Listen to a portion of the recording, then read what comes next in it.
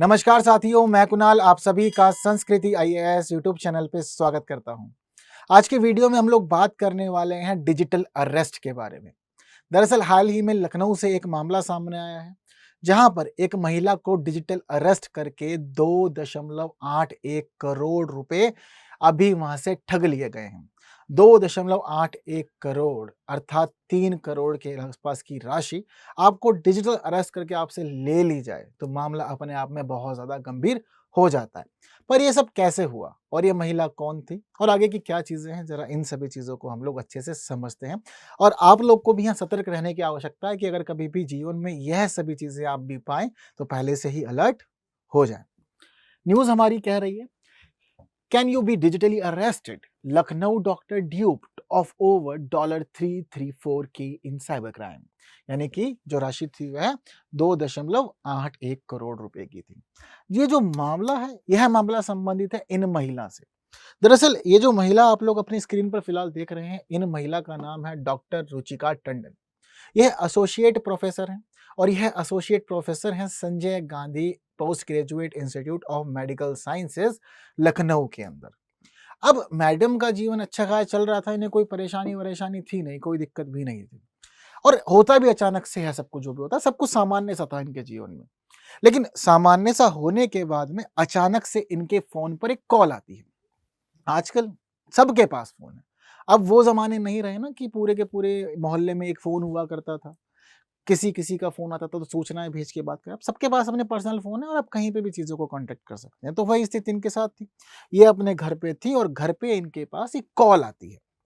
Call आती है तो कॉल आने के बाद जो व्यक्ति है वह व्यक्ति यह कहता है कि मैं ट्राई का ऑफिसर हूं। TRAI, ठीक है, जो मुख्य रूप से कंपनी आपकी मोबाइल फोन वगैरह को संभालती है, यानी कि इससे जुड़ी हुई चीजों को देखती है, समझती है और कोई भी एक्शन होता तो लेती है। व्यक्ति का फोन आता है रुचिका टंडन के पास में और आकर के इनसे बोलता है वो कि देखिए मैं एक ट्राई ऑफिसर हूं और मैंने फिलहाल आपके मोबाइल फोन पर 22 शिकायतें प्राप्त की हैं। यानी कि अलग अलग लोगों ने शिकायतें की हैं और शिकायतों की संख्या कुल 22 है। और लोगों ने आपके मोबाइल नंबर के लिए यह शिकायतें की हैं कि आप उन्हें परेशान कर रहे हैं गलत गलत मैसेज भेज करके। अब आपके फोन नंबर पर शिकायतें दर्ज हुई हैं, इसी वजह से आपका मोबाइल नंबर जल्द ही बंद हो जाएगा। अब मैडम डर गई, ये कहने लगी कि मेरा नंबर तो जरूरी है, पर्सनल नंबर, और मैंने ऐसा कोई मामला नहीं किया है, मैं पूरी तरह से निर्दोष हूं, मैंने ऐसा कुछ भी नहीं किया है, मैं तो चीजों को काफी अच्छे से मैनेज करते हैं। तो जो ट्राई ऑफिसर था उसने कहा कि अच्छा ठीक है, आप कह रहे हैं कि आपका सब मामला ठीक है, आपने कुछ नहीं किया, लेकिन देखिए शिकायतें तो हमें मिली हैं और शिकायतों की जांच हमें करनी होगी। आपने लोगों को परेशान किया मैसेज भेज के। इन्होंने कहा कि मैंने तो किसी को भी मैसेज भेज के परेशान नहीं किया, मेरा सब कुछ ठीक है। तो फिर इनको कहा जाता है कि ठीक है, अगर आपने कुछ नहीं किया तो आप हमारे साथ में जो भी इंक्वायरी है आप इंक्वायरी में कोऑपरेट कीजिए। अगर आप इंक्वायरी में कोऑपरेट करते हैं तो हो सकता है कि आप बच जाएं, आपका मोबाइल नंबर बंद ना हो। तो इन्होंने कहा कि ठीक, कोई बात नहीं, मैं कोऑपरेट करने के लिए तैयार हूं, आप जैसा कहते हैं मैं करती हूँ। और ये सारा का सारा काम फोन कॉल पर हो रहा है, इतनी बातें सब फोन पे ही चल रही है और फोन पे आप इतनी चीजें मैनेज कर ले रहे हैं। ये फोन पे अग्री हो गई कि ठीक है जी, मैं इंक्वायरी के लिए कोऑपरेट करूंगी। तो जो ट्राई ऑफिसर के नाम से कॉल आई थी, अब ट्राई ऑफिसर इनसे यह कहता है कि आपके पास में एक लिंक भेजा जाएगा, जिस लिंक पे एक सीबीआई ऑफिसर आपसे कांटेक्ट करेंगे। सीबीआई ऑफिसर को आपको इंक्वायरी के अंदर कोऑपरेट करना होगा, जो भी वे पूछें आप उन्हें सभी कुछ बता दीजिएगा, ताकि आपका मामला ठीक रहे और आपके नंबर वगैरह बंद ना हो। ठीक, बढ़िया। महिला के पास लिंक भेजा जाता है, लिंक पे एक व्यक्ति और आकर के महिला से जुड़ जाता है। लिंक पे जो व्यक्ति जुड़ता है वह कहता है कि मैं सीबीआई ऑफिसर हूं और मेरा नाम है राहुल गुप्ता। राहुल गुप्ता कहते हैं कि देखिए जी, आपके मोबाइल नंबर से 22 शिकायतें इसलिए प्राप्त हुई हैं कि आपने लोगों को परेशान किया है।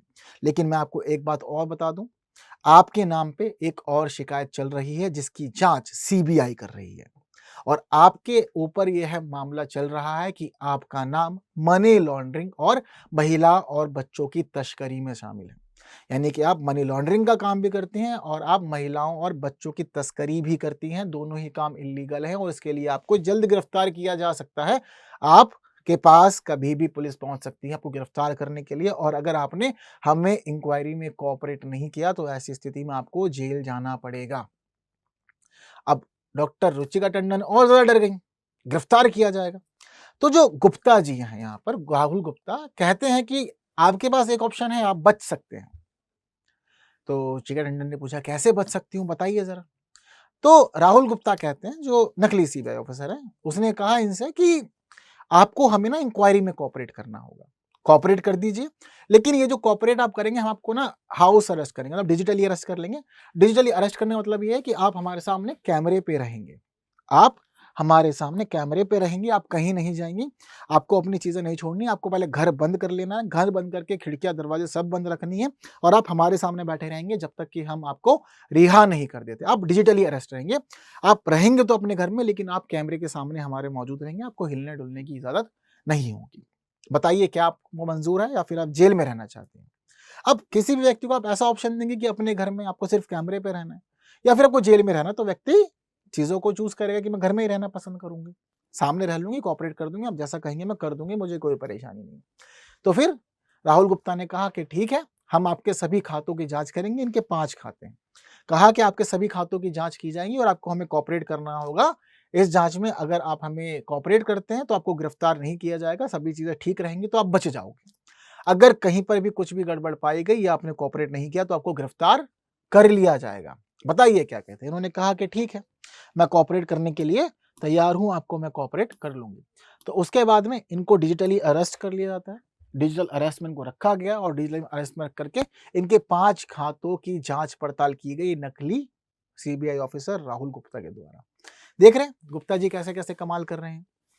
तो अब गुप्ता जी ने क्या किया कि गुप्ता जी ने इनके 5 खातों की जाँच-पड़ताल की, इनसे नंबर वगैरह लिए और उसके बाद में इनके खातों से अपने खातों में 2.81 करोड़ रुपए ट्रांसफ़र कर लिए। इन्हें कुछ भी समझ में नहीं आया उस समय और सारी चीज़ें ट्रांसफ़र हो गई और सब कुछ ट्रांसफ़र हो जाने के बाद में जब इन्हें पता लगा कि मेरे अकाउंट से तो इतनी बड़ी रकम जा चुकी है, तब इन्होंने कंप्लेंट रजिस्टर की। अब कंप्लेंट रजिस्टर करने के बाद में अब बाकी जगह पर मामला चल रहा है, यानी कि जो पुलिस और बाकी विभाग हैं, वो जाँच-पड़ताल में दखले हैं और देख रहे हैं कि कहाँ से ठगी हुई है, कैसे ठगी हुई है और चीज़ों से कैसे आगे निपटा जाए और कैसे इनकी रकम बरामद की जाए, क्योंकि रकम बहुत ज़्यादा बड़ी है ये। एक पढ़ा-लिखा शिक्षित व्यक्ति जब हमारे सामने इस प्रकार का कार्य करता है, तो वास्तव में चिंता का विषय है। बहुत लोग पैनिक हो जाते हैं, लेकिन पैनिक होने की स्थिति में आपको अपने लोगों से कोऑर्डिनेट ज़रूर करना है, जहाँ आपको लगता है कि सही सलाह मिल जाए। और फ़ोन पे कभी भी इस प्रकार की चीज़ें होती नहीं है। अगर आपको गिरफ्तार करना होगा, आप पुलिस अधिकारी जो भी होंगे आपके घर आएँगे, आपको वहाँ से लेके जाएँगे, उसके बाद जाँच-पड़ताल जो भी उनको करनी होगी, वो करेंगे। डिजिटली अरेस्ट जैसा पूरी दुनिया में कोई कानून है ही नहीं, पूरी दुनिया में कहीं ऐसी कोई व्यवस्था नहीं है कि आपको डिजिटली अरेस्ट कर लिया जाए और आपको डिजिटल अरेस्ट रख करके इंक्वायरी और जाँच-पड़ताल की जाए। ये सिस्टम है ही नहीं कहीं पे।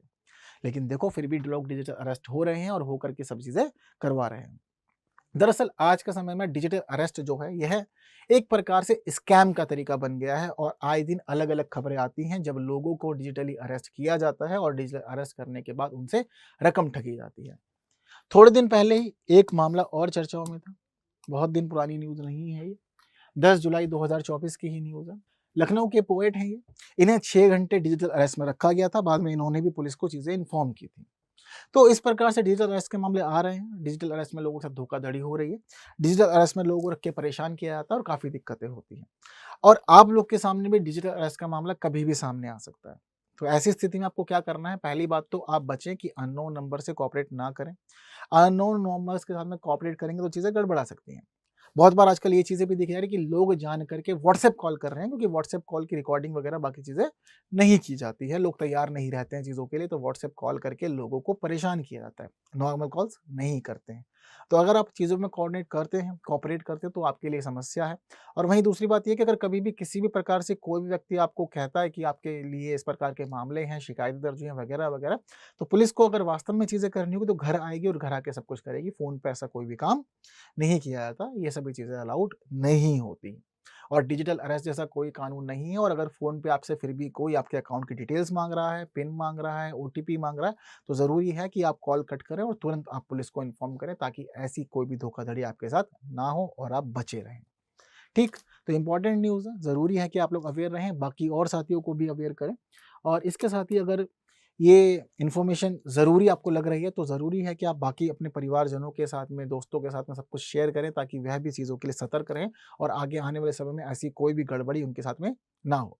वीडियो पसंद आई है तो लाइक ज़रूर करना है, बाकी ऐसी वीडियोज़ के लिए बने रहना है संस्कृति IAS यूट्यूब चैनल पे। और आज के लिए दीजिए मुझे विदा, फिर अगली वीडियो मुलाकात होगी कुछ नए विषयों के साथ। Thank you so much.